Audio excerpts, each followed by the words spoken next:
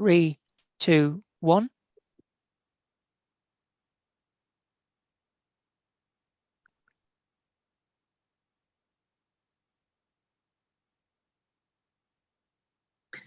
Good morning and welcome to this licensing hearing. And the first item on the agenda is the election of the chair. And I understand that members would like Councillor Widdowson to chair the hearing. Is that agreed?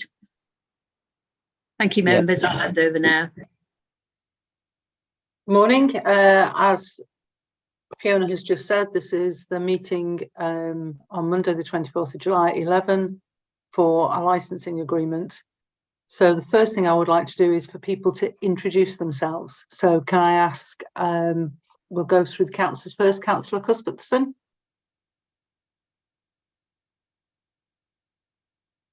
Thank you, Chair. Councillor Ian Cuthbertson, representing Haxby and Wigginton Ward. Thank you. Councillor Nichols. Nichols represents Bishopthorpe.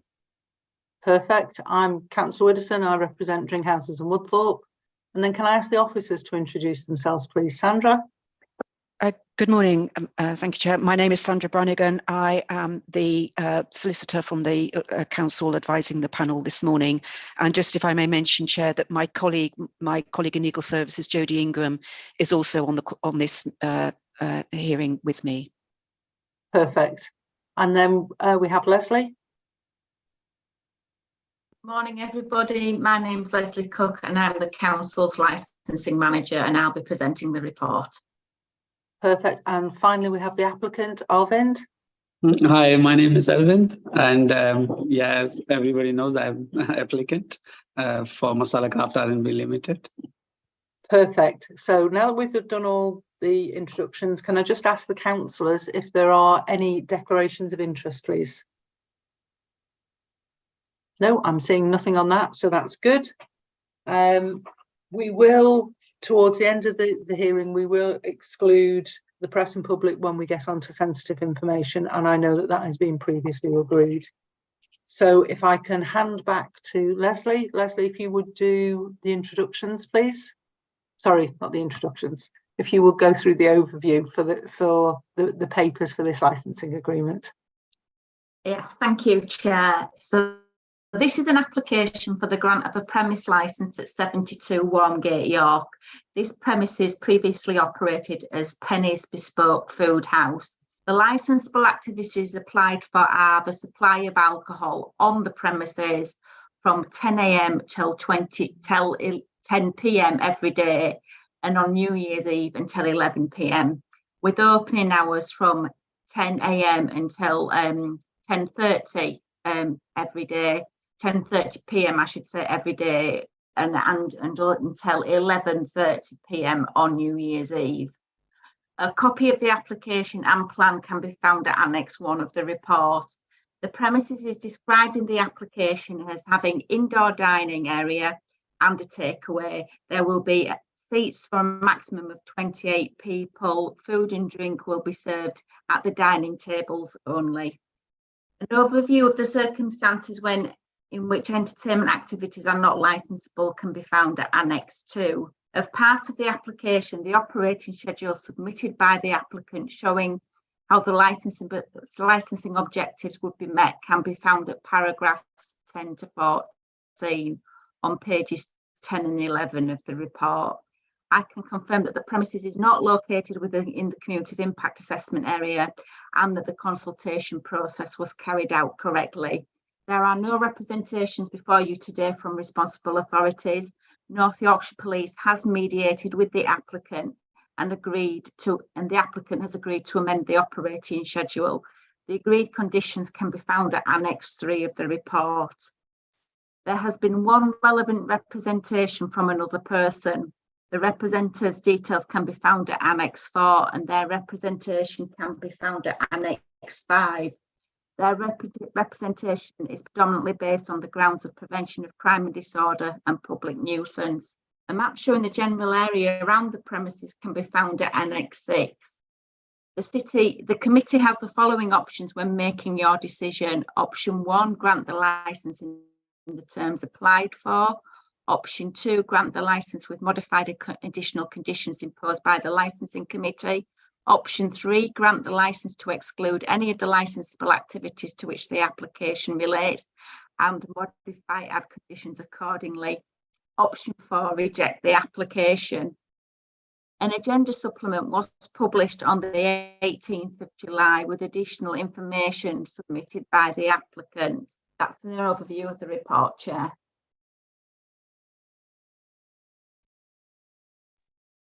Thank you ever so much for that. Can we also just put into, I think it's at this point, isn't it? We put into the public domain that we all received an email on Friday with some supplementary information. I'm not sure when that gets published, but I know we have all read it.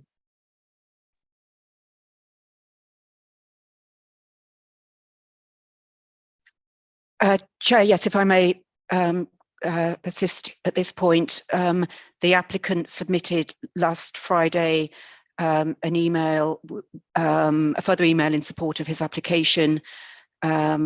Members have, I understand it, agreed that they will take into account that further information, and in due course it will be published on the council's, go into the public domain.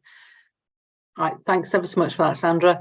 So councillors, do we have any questions of the officer at this point? I can't, oh, go on, Ian.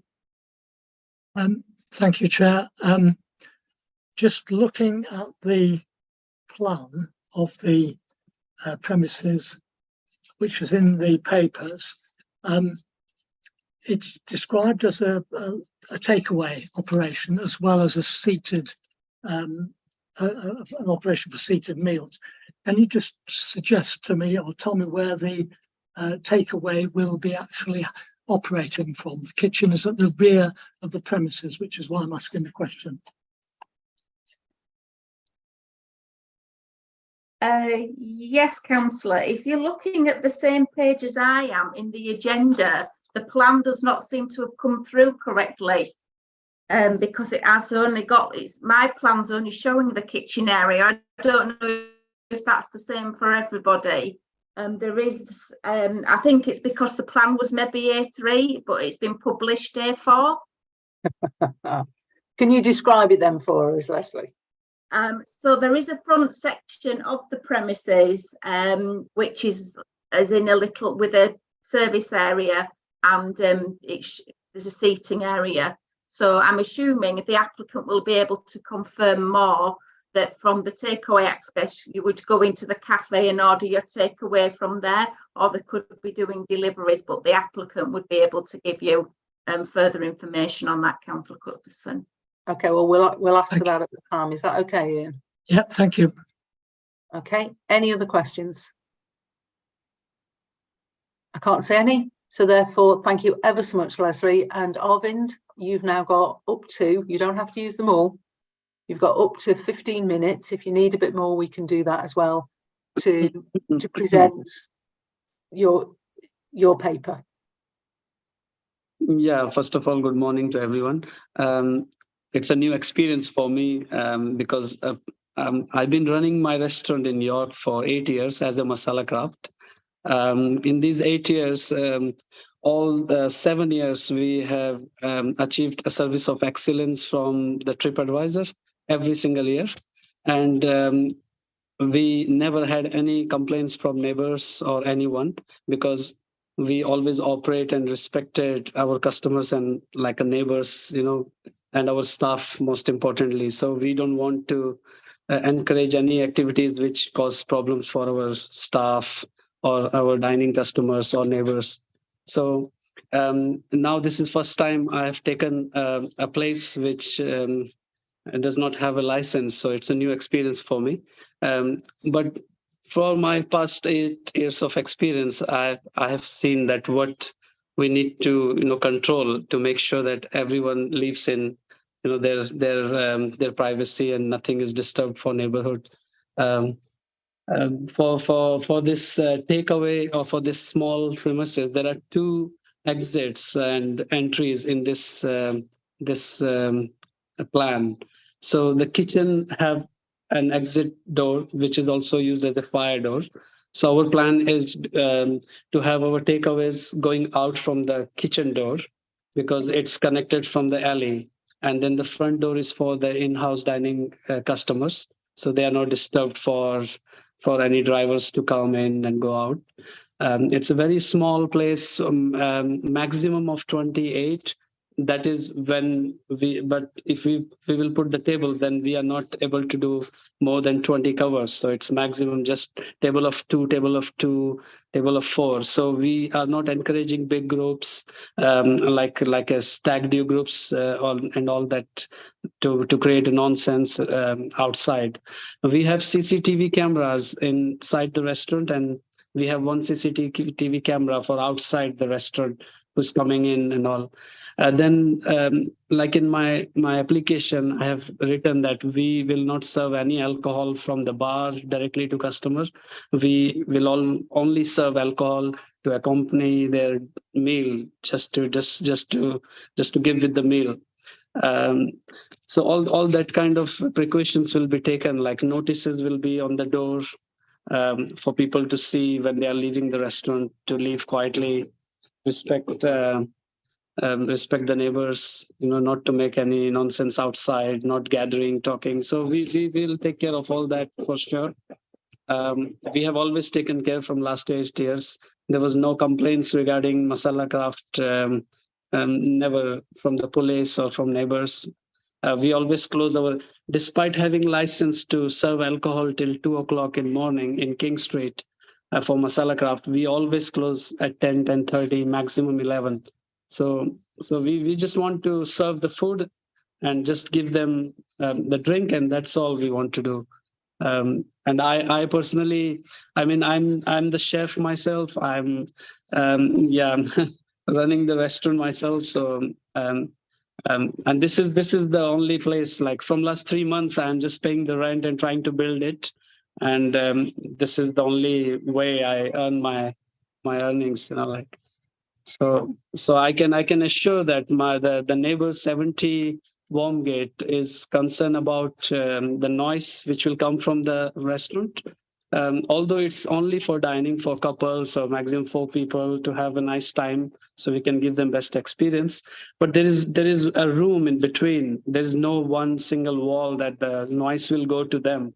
So there is one room which is an office for a landlord for this property. And so it's not directly connected. So I can assure that the noise will not come there.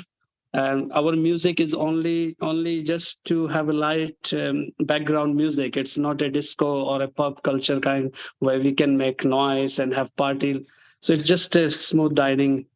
So noise will not be coming that for the partition wall. There's no partition wall. Secondly, I saw that she was concerned about the bottle handling. Yes, I agree that if there are bottles, they can make noises outside, especially if we are trying to clear the garbage after 10:30 or 11 o'clock. But on the bottles, we will make sure that we are doing in the morning. Then, if we will not do any bottle throwing bottles in the bins in the night, we'll do it only in mornings, like next day opening time. But the kitchen garbage need to go every day out. So, but that will not make a noise outside. We'll throw very slow. I'll try to make sure that all these things will follow. Will not do bottles throwing, because I'm sure that will make a noise outside if we'll do. So that's all I need to say. Just I have already spent a lot of money here, and from 3 months I'm just waiting for place to run. So just consider that as well. And my request to consider my previous 8 years of experience in York. I'm local resident. I am staying with my family. I have kids. I understand how important it is to maintain discipline and respect our neighbors. So it's my request to consider all that and then grant me the permission. But many thanks, Arvind. Really, really clear, and thank you. And your 8 years, we know your reputation, so thank you ever so much. Councillors, I don't have any questions. Michael, do you have any questions for clarification? One, you want to serve alcohol from 10 in the morning, but is that your actual opening times for the restaurant, 10 in the morning? Yeah, because we are only planning to open in evening, but to give the full potential to business, we have put because Indian food mostly have evening trend, not the morning trend. But if we are ever planning to open a lunch, then this license can be used for the lunch. So, but we our always opening times were from evening 5:30 till 9:30. That's what we do. But in summers, only in summer when it's more bright for later, then we try to keep our restaurant open till 10:30 and then close. 10 o'clock last sitting and 10:30 we close. I mean, it's just on the tables thing. I mean, you say 2s and 4s, but I assume you chuff it around for a 6. You're just not going to go for 24 sat in one sitting, one group. Is that what you're aiming at? Yeah, we because it's our experience that when we try to take a big group, it's never smooth. It makes problem for other customers, and it just creates more noise and more nonsense, I would say. So for staff safety, we have said even if we are getting a big group booking, we say we will not accommodate them in one table or this. We have to divide them. But this place is really small, like maximum 20 people can come in. So we will not be focusing on the groups, but like a couples coming for their nice time, or somebody coming to celebrate their birthday, family, like that kind of customer we would like to encourage. Cool. Thank you. Ian, is that okay then, Michael? Any other questions? Yes, thank you. Okay. That's fine. Ian? No questions from me, thank you, Chair. Right, okay then. Arvind,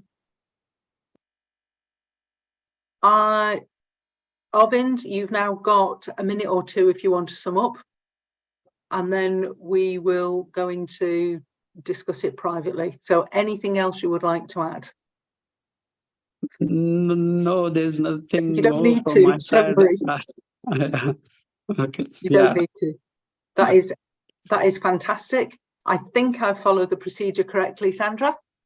Yes, Chair. Just to mention, as you said, members will, in the usual way, shortly be going into, once you close the hearing, go into a private part of the hearing in order to make your deliberation. Of course, Chair, as you'll know, you will need to formally resolve to do that, and the resolution is set out there on it's at 4 on the agenda. So members, in the usual way, will just need to formally resolve to go into private session. The 4 on the agenda at the front, so the exclusion of press, that's what I've got for. Yeah. So do members I need to just read that out? Well, you can just refer members to it, Chair, and ask them if they agree to resolve the press and public in accordance with the resolution on proposed resolution on item 4 of the agenda.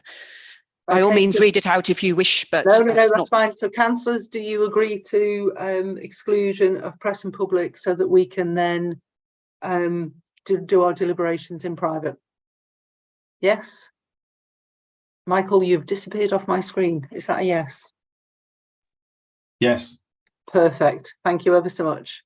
Leslie, I've obviously done something not quite right because you've got your hand up.